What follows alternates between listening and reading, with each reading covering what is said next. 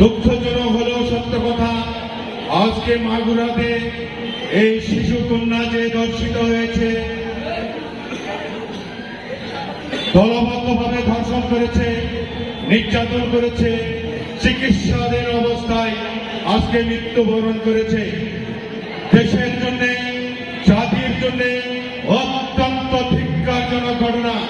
প্রিয় ভাইরা, বাংলাদেশের প্রেক্ষাপটে নেট দুনিয়ায় দেখবেন, মিডিয়াতে দেখবেন, আপনার পেপার পত্রিকায় আমি আজকে দেখেছি কতোয়া পত্রিকায় 8 থেকে 10টা নারী, শিশু এবং বয়স্কপ্রাপ্ত মা বোনেরা নির্যাতিত হয়েছে, ধর্ষণের শিকার হয়েছে।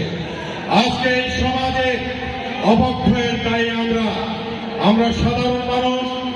এদেশের রাষ্ট্র ব্যবস্থা, রাষ্ট্রের যারা দায়িত্বে আছে তাদের কর্তব্যের অবহেলা, আমাদের চেয়ারম্যান, মেম্বার সহ সমাজের এনজিও কর্মী সহ প্রত্যেকটা দায়িত্বরত ব্যক্তিদের তথা আমাদের রাজনৈতিক ব্যক্তিদের অবহেলার ফসল, আজকে অনিয়মের ফসল, অবহেলার ফসল সারা বাংলাদেশে খুন ধর্ষণ লেগে আছে।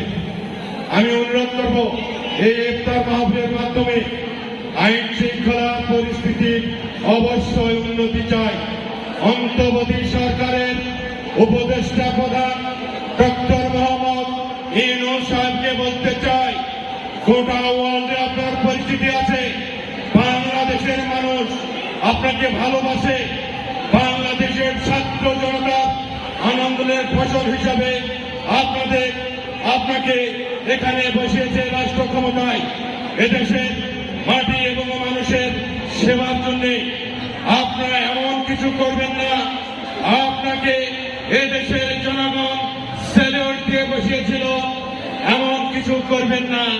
আপনার অন্তর্বর্তী সরকারের সকল উপদেষ্টা মন্ডলীর দৃষ্টি আকর্ষণ করছি, আপনি এমন কিছু করবেন না।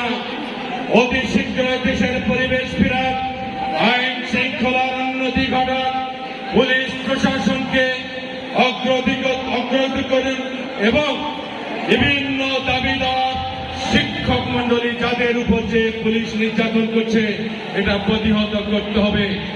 আজকের সেমিনারের যদিও আলোচনা এটা না, ইফতার পার্টি, তারপরও আমি বলতেছি একটার পর একটা দেশ অবনতির দিকে যাচ্ছে। পরিশেষে আজকে ইফতারে যেনারা আমন্ত্রিত অতিথি এসেছেন, আমরা হাঙ্গার প্রজেক্ট কর্তৃক একটা গুরুত্বপূর্ণ একটা বিষয়, আমরা সামাজিকভাবে কতটুকু পিছনে আছি আর কতটুকু অগ্রগতি আমরা নিজের বুকে হাত দিলে বুঝতে পারবো।